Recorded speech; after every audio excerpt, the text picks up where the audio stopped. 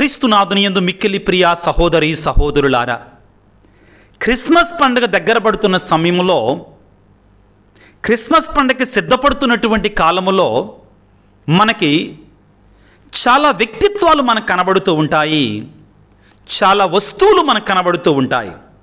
Christmas స్టార్లు, Christmas candles, క్రొవ్వొత్తులు, Christmas క్రిబ్బులు, Christmas రీతులు, ఆ కిరీటాలు మనకు కనబడుతూ ఉంటాయి.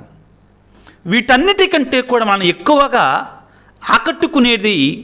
ఆకర్షించేది క్రిస్మస్ తాత, శాంతా క్లాస్ అంటాం. అసలు ఎవరు ఈ క్రిస్మస్ తాత? ఎలా వచ్చారు? ఈయన ఒక పుక్కిట పురాణమా, లేక ఈయన నిజంగా జీవించాడా చరిత్రలో? ముఖ్యంగా ప్రియులారా, చిన్నపిల్లలకి ఈ క్రిస్మస్ తాత అంటే చాలా ఇష్టం.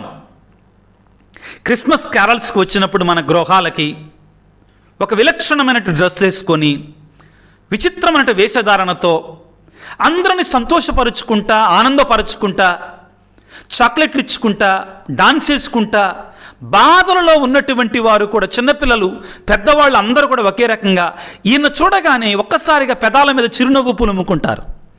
ఎవరు ఈయన? చరిత్రలో ఆయన జీవించాడంటే ఈరోజు ఆయన గురించి చెప్పడానికి మీ ముందుకు వచ్చాను.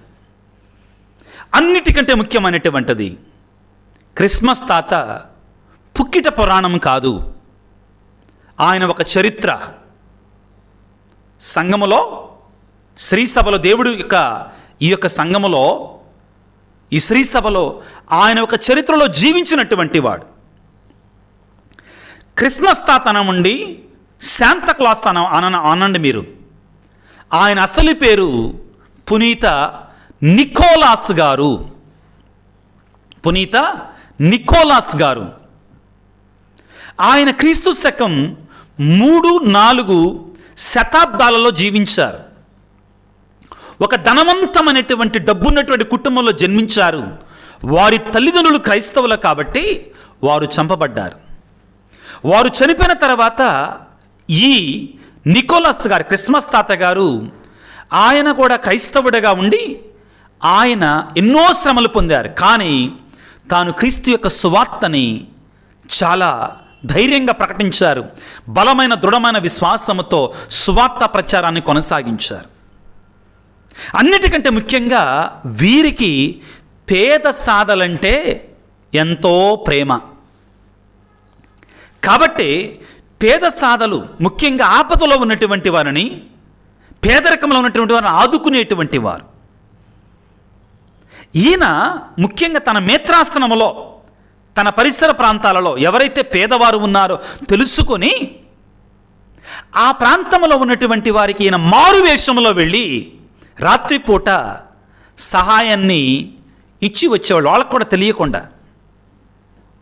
వీరు ప్రస్తుతం ఉన్న టర్కీ దేశానికి, ఆ ప్రాంతంలో మైరా అనేటువంటి ప్రాంతంలో పీఠాధిపతిగా, మేత్రానులుగా, బిషప్ గారిగా సేవలందించారు. వీరి జీవితం నుండి ప్రియులారా, ఈ రోజున నేను ఎందుకు ఈయనకి అంత జనాదరణ అంటే 5 అద్భుతాలను మీ ముందుంచుతాను. ఆయన చేసిన మంచి కార్యాలని మీ ముందుంచుతాను ప్రియులారా. అన్నిటికంటే ముఖ్యమైనటువంటిది ఏమిటి అంటే, ఆ రోజుల్లో కాన్స్టంటైన్ కింగ్డమ్ ఉండేదండి. రాజు, కాన్స్టంటైన్ రాజు, చక్రవర్తి యొక్క రాచరికం ఉండేది. ఒక 3 రాజ ఉద్యోగులకి అన్యాయంగా శిక్ష పడింది. ఈ క్రిస్మస్ తాత, శాంతా క్లాస్, సెయింట్ నికోలస్ గారు తాను బ్రతికి ఉండగానే అద్భుత రీతిగా ప్రజలకు అద్భుతాలు చేశారు. అన్యాయంగా ఈ 3 రాజ ఉద్యోగులకి కాన్స్టంటైన్ చక్రవర్తి దగ్గర, ఆ రాజ సౌధంలో శిక్ష పడింది. కాబట్టి ఈయన దర్శన రూపంలో వెళ్ళి రాజుగారికి వారు ఎటువంటి తప్పు చేయలేదు,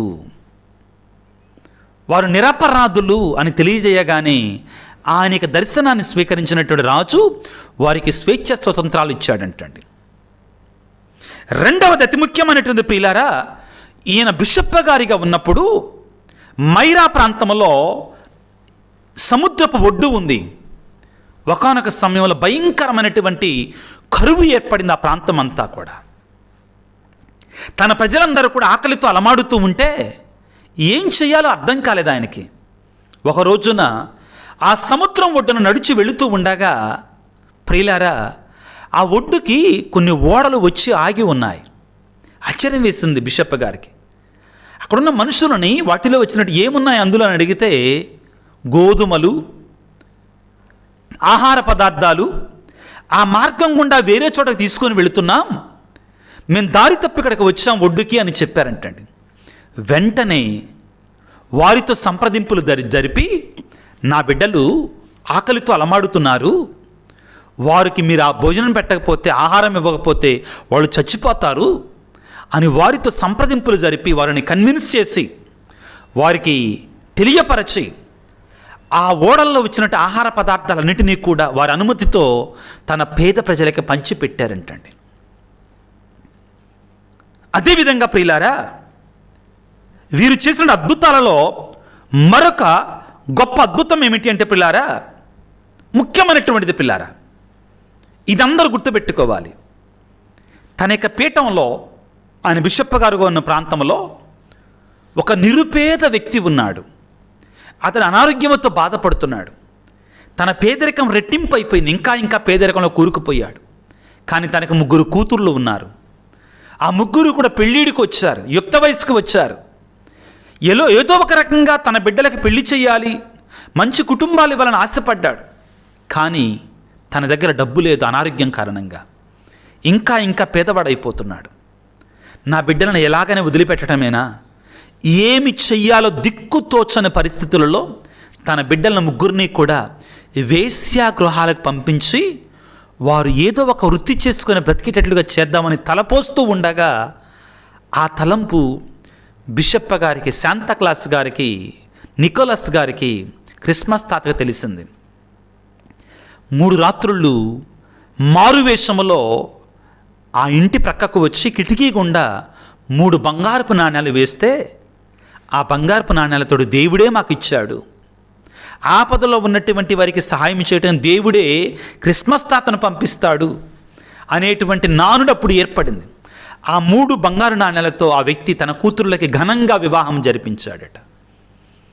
ఆ తరువాత ఎన్నో ఉన్నాయి పిల్లారా. చిన్నపిల్లలు ముఖ్యంగా ఏదైనా కోరుకోగానే తల్లిదండ్రులు ఇవ్వలేనటువంటి స్థితిలో పేదరికంలో ఉంటే వారి దగ్గరికి వెళ్ళి, ఆ కుటుంబాలకు వెళ్ళి వారికి కావలసిన వస్తువులని క్రిస్మస్ తాత రూపంలో బిషప్ నికోలస్ గారు తెలియకుండా వారికి సహాయం చేసేవారట. చివరికి వీరు, ఈ బిషప్ గారు పిల్లారా, 352వ సంవత్సరంలో మరణించడం, పరంపదించడం జరిగింది. ప్రభునందు పిల్లారా, క్రిస్మస్ తాత ఒక కల్లిబొల్లి కబురు కాదు, ఒక పుక్కిట పురాణం కాదు. ఆయన ఒక చరిత్ర, క్రీస్తు సాక్షి. ఆయన క్రీస్తు రూపంలో వచ్చినటువంటి, క్రీస్తు ప్రేమను పంచినటువంటి, అప్పటి నుండి ఇప్పటి వరకు కూడా పిల్లలకి మాకు చేతగానటువంటి వాటిని, మా వల్ల కానటువంటి క్రిస్మస్ తాత మాకు ఇస్తాడు, దేవుడే మాకు ఇస్తాడు అనేటువంటిది నానుడి. ప్రియులారా, క్రిస్మస్ తాత మనకేమి నేర్పిస్తున్నాడు అంటే పేద సాధలకి సంతోషాన్ని ఇవ్వండి, ఆపదలో ఉన్నటువంటి వారిని ఆదుకోండి, అప్పుడే యేసయ్య నీ హృదయంలో పుడతాడు. ప్రపంచంలో కల్లా గొప్ప బహుమానం ఏంటండి? తండ్రి దేవుడు తన ప్రియ కుమారుని మన కొరకై ఈ లోకానికి పంపించాడు. అదే పెద్ద బహుమానం. మనము కూడా దేవుడు మనకిచ్చినటువంటి గొప్ప బహుమానమైన క్రీస్తు ప్రభువుని ఇతరులకి మనకు చేతన రూపంలో అందిస్తూ ఉండాలి. తప్పనిసరిగా ఇతరులకి మన చేతన రూపంలో ఇవ్వగలగాలి. ప్రియులారా, క్రీస్తుని పేదల యొక్క ముఖంలో మనం చూడగలగాలి. మత్తయి శుభవార్త 25వ అధ్యాయంలో కడతీర్పు గురించి మాట్లాడుతూ, నేను ఆకలిగా ఉన్నప్పుడు మీరు అన్నం పెట్టితిరి, దాహముగా ఉన్నప్పుడు దాహము తీర్చితిరి, వస్త్రహీనుడి నైగుండగా వస్త్రాలను ఇచ్చితిరి, పరదేశిగా ఉండగా నన్ను పరామర్శించితిరి, చెరస్థలలో ఉండగా నన్ను సందర్శించితిరి, రోగిగా ఉండగా నన్ను పరామర్శించితిరి అని పలికారు కదా. ఆ విధంగా మనం కూడా చెయ్యాలి. క్రిస్మస్ తాత మనకు నేర్పించేది ఇదే. ప్రియ క్రైస్తవుడా, క్రిస్మస్ తాతని ఒక ఆట బొమ్మగా మాత్రమే చూస్తే, ఒక అలంకరణ మాత్రమే చూస్తే ప్రయోజనం లేదు. ఆయన ఇచ్చే సందేశాన్ని నువ్వు సేకరించగలగాలి. ఆయన వల్ల నువ్వు కూడా జీవించడానికి ప్రయత్నం చేయాలి. అప్పుడే మనం దేవునికి ఆ యొక్క అనుసరణలో మనం జీవించినటువంటి వారం అవుతాం. తలల వంచి ప్రార్థన చేసుకుందాం. సర్వశక్తిమంతుడా, సర్వోన్నతుడా, ప్రేమగల తండ్రి, మీకు స్తోత్రాలు, వందనాలు. తండ్రి, ఈ వాక్య పరిచయంలో పాల్గొన్న బిడ్డలను దీవించండి, ఆశీర్వదించండి. శాంతక్లాస్ గారు, క్రిస్మస్ తాత, సెయింట్ నికలస్ గారు గురించి మాకు బోధించినందుకు మీకు స్తోత్రాలు. మేము కూడా ఆ గొప్ప పునీతునిలాగా జీవిస్తూ నీ ఆదర్శాన్ని స్వీకరించి ప్రభు, ఆయన ఆదర్శాన్ని స్వీకరించి పేద సాధుల కనికరాన్ని కలిగి సహాయం చేసే గొప్ప హృదయాన్ని, మంచి మనసును మాకు దయచేయమని మా ఆశీర్వదించమని మా ప్రభు అయిన క్రీస్తు ద్వారా వేడుకొనుచున్నాము తండ్రి. ఆమెన్. ప్రభువు మీతో ఉందురుగాక, మీ ఆత్మతో ఉందురుగాక.